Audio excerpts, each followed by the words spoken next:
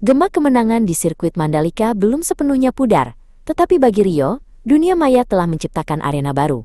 Di bengkel kencana merah yang remang-remang, Upi menggeser layar ponselnya dengan antusias. "Yo, lihat ini, kompilasi strategi sapu lidi, lo udah ditonton sejuta kali. Mereka nyebut lo sang flasterer mesin dari Lombok." Rio hanya tersenyum tipis, tangannya yang berlumur oli, sibuk mengencangkan baut. Keesokan harinya, sebuah email resmi tiba. Subjeknya membuat jantung Rio berhenti sejenak. Undangan seleksi, Mandalika Racing Academy Angkatan Pertama. Dengan tangan gemetar, ia membukanya. Itu bukan mimpi. Namanya tercetak jelas. Diundang untuk mengikuti seleksi program elit yang didanai langsung oleh sirkuit. Kesempatan yang hanya bisa diimpikan oleh pembalap muda di seluruh Indonesia. Dengan napas tertahan, Rio berlari pulang.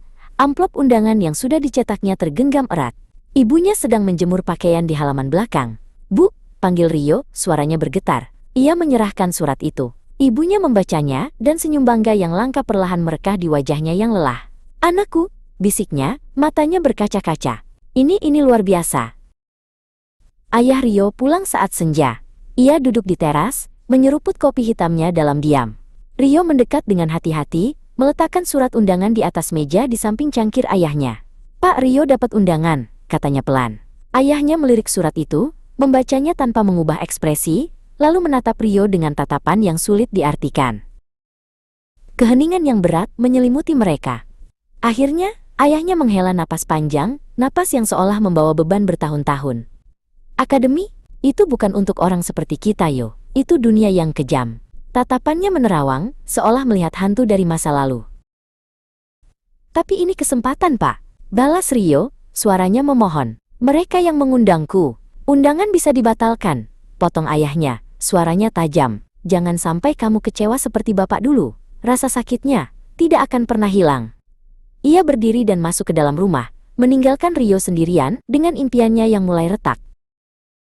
Malam itu, Rio tidak bisa tidur. Surat undangan di atas mejanya terasa seperti beban. Kata-kata ayahnya terus terngiang, beradu dengan sorak-sorai kemenangan dan harapan akan masa depan. Ia merasa terbelah antara menghormati ketakutan ayahnya dan mengejar takdirnya sendiri. Di garasi keesokan paginya, suasana hati Rio yang muram tidak luput dari perhatian Upi. "Woi juara, muka kok kayak ban kempes?" goda Upi sambil melempar lap bersih. Rio menangkapnya, tapi tidak membalas dengan candaan seperti biasa. "Bapakku, beliau tidak setuju aku pergi ke akademi."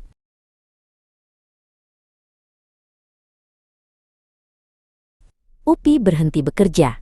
Tidak setuju. Apa beliau tidak lihat video-video itu? Apa beliau tidak sadar kalau anaknya ini jenius? "Ini Mandalika Racing Academy, Yo. Bukan kursus setir biasa. Kamu harus pergi," seru Upi dengan penuh semangat, mewakili suara hati Rio yang ragu.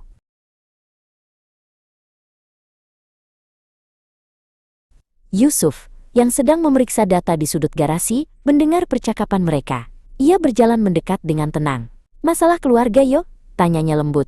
Rio mengangguk. "Bapak takut saya gagal, Mas. Seperti beliau dulu."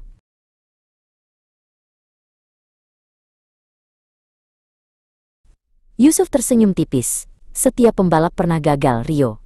Saya juga. Yang membedakan juara dengan yang lain adalah keberanian untuk kembali ke lintasan setelah jatuh.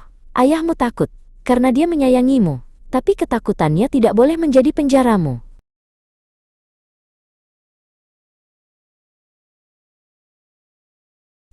Kata-kata Yusuf meresap. Siang itu, saat sedang menyetel karburator, ingatan Rio melayang ke masa kecilnya. Ia teringat ayahnya, dengan sabar, mengajarinya cara kerja mesin 2 tak untuk pertama kalinya. Tangan ayahnya yang kapalan dengan mantap membimbing tangannya yang kecil. Ayahnya telah memberinya dasar dari segalanya.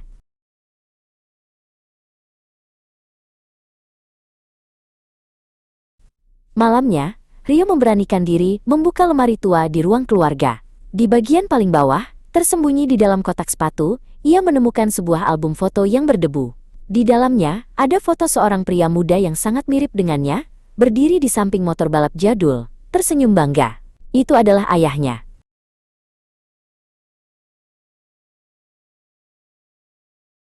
Di halaman berikutnya, senyum itu telah hilang. Foto ayahnya setelah balapan, pakaian balapnya kotor, wajahnya coreng-moreng karena kekecewaan. Di sampingnya, motornya tampak rusak. Rio akhirnya mengerti. Ini bukan hanya tentang kegagalan, ini tentang mimpi yang hancur.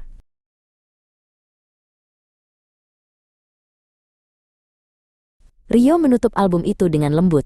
Sebuah pemahaman baru menyelimutinya. Ini bukan lagi tentang membuktikan ayahnya salah. Ini tentang menghormati mimpinya yang hilang dengan mewujudkan mimpinya sendiri. Ia harus pergi, bukan untuk lari dari masa lalu ayahnya, tetapi untuk melanjutkannya.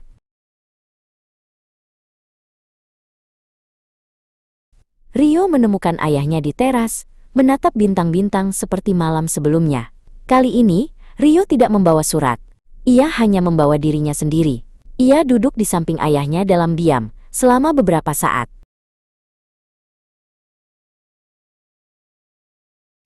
Rio tahu tentang balapan di Sentul dulu, kata Rio memulai, suaranya pelan tapi jelas. Ayahnya menoleh, terkejut. Rio tahu betapa sakitnya itu, dan Rio tahu Bapak hanya ingin melindungi Rio dari rasa sakit yang sama. Justru karena Bapak, Rio harus pergi, lanjutnya. Semua yang Rio tahu tentang mesin, tentang kerja keras, itu semua dari Bapak. Kalau Rio tidak mencoba, itu sama saja dengan bilang kalau semua ajaran Bapak sia-sia.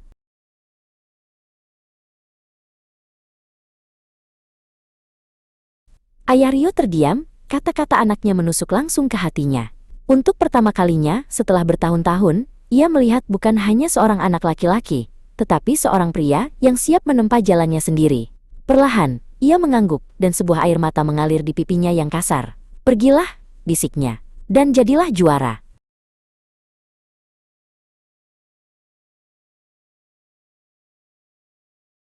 Kembali di kamarnya, Rio membuka laptopnya. Jari-jarinya melayang di atas keyboard sejenak sebelum dengan mantap mengetik balasan. Ia mengklik tombol kirim pada formulir konfirmasi kehadiran. Di layar, kata-kata pendaftaran Anda telah diterima bersinar terang. Rio menatap keluar jendela ke arah sirkuit Mandalika yang lampunya berkelip di kejauhan. Babak baru dalam hidupnya akan segera dimulai.